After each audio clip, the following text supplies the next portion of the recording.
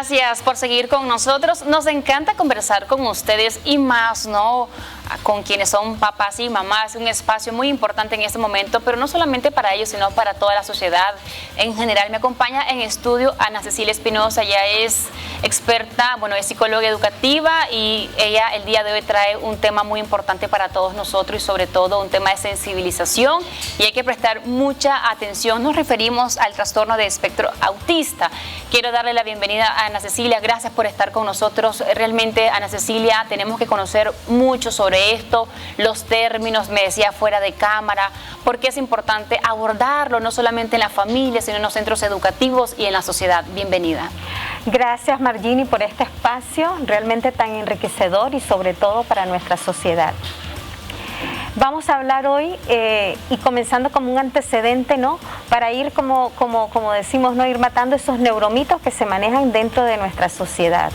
El trastorno aparece en sus primeras descripciones con el psiquiatra alemán Leo Kanner en 1943, quien hace su primer descripción y aborda el autismo como esquizofrenia y hace sus primeras investigaciones sobre adolescentes. Luego, más tarde, en 1960, aparece Hans Asperger, que por cierto, uno dentro del espectro que hoy no se llama así, más adelante lo vamos a ver, Hans Asperger, y separa, ¿no?, la parte de la esquizofrenia, y él es un psicopatía, ¿no? Y decía que estos niños eran psicópatas por esa falta de interacción social y emocional que tenían. Luego, más tarde, aparece Michael Richard y nos dice y separa los trastornos del lenguaje con la esquizofrenia. Y el psicoanalista Bruno Bettelheim, que también la teoría del paretaje, que decía que este trastorno se debía a la parte emocional, a las madres refrigerantes que no transmitían emoción a sus hijos y por eso se daba este tipo de trastorno. Pero ya en 1990 con Nicholas Bettelheim él lo aborda de una manera ya más neurobiológico, porque decía que era con la teoría del psicotrauma, que dice que era a la hora del nacer, ¿no? Que a la hora del nacer podría haber afectaciones a nivel cerebral, y ya en 1990 aparece un boom ya en la parte realmente de lo que es el autismo. Fíjese que, gracias por hacer parte, ¿no?, contarnos un poquito y en resumen, ¿no?, parte de la historia y cómo se llega a este diagnóstico. Ana Cecilia, los papás somos afortunados, ¿no?, de tener a nuestros niños y niñas y uno se preocupa sobre todo desde el embarazo, cuando ellos nacen, a lo mejor uno se preocupa por un diagnóstico como este, pero me gustaría que hablemos sobre este tema y sea un tema de sensibilización en la sociedad. O sea, usted mencionaba algo importante fuera de cámara, son niños muy inteligentes. No sé cómo es el diagnóstico, si usted nos puede compartir un poquito el diagnóstico que se da usted como psicóloga.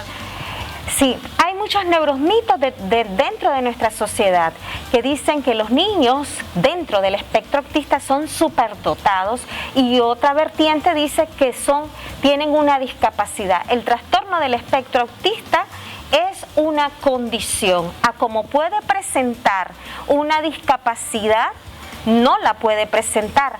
A como puede tener y ser muy inteligente y superdotado, puede que sí y puede que no. ¿Y por qué? Voy a explicar por qué.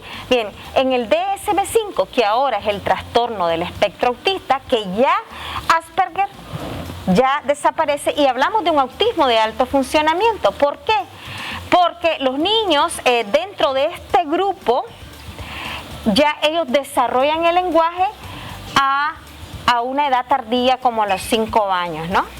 Pueden desarrollar el lenguaje, incluso su lenguaje es literal, ellos no entienden de chiste, porque sabemos que una de las deficiencias es la percepción de las habilidades mentales, de lo que yo puedo pensar ahorita que tú estás pensando, de lo que yo puedo sentir que pienso que tú sientes, y eso es lo que es la mentalización. Y ahí está, para comprender el autismo tenemos que comprender la teoría de la mente. Entonces, continuando, estos niños que logran desarrollar el lenguaje está dentro del autismo de alto funcionamiento y tienen un coeficiente intelectual dentro de la media de 80 o tal vez más. Los niños que presentan un coeficiente intelectual menos de 70, que esto se aplica a través de pruebas, ¿verdad?, de inteligencia, y no desarrollan un lenguaje, estamos hablando de un autismo de bajo funcionamiento. Entonces, esa es una diferencia y tenemos que ser muy cuidadosos como padres de familia, tenemos que asistir a las terapias ocupacionales con profesionales que realmente estén empapados y especializados en el tema. Como te digo, los niños no podemos decir hoy en día y que le llamemos en nuestra sociedad niños autistas. Son niños que presentan un trastorno dentro del espectro autista, y dentro de ese grupo hay varias sintomatologías, y también no todo niño que presenta este trastorno, tanto como tú, como yo, como todos los seres humanos somos diferentes. Podemos tener una gripe y a todos nos puede llegar de una manera y la sintomatología de otra manera, y eso hay que marcar mucho la diferencia. Fíjese que, bueno, yo siempre lo he dicho, Ana Cecilia, todos somos diferentes. Yo creo que en alguna parte de nuestra vida, ¿no? Ya sea física o mental, de repente uno dice, siento que algo hace falta, ¿no?, en mí, porque es interesante, sobre todo cuando uno conoce a estos niños o a los jóvenes, ¿no? Son tan inteligentes y llenos de amor y de vida. Realmente como papás tenemos que sentirnos afortunados.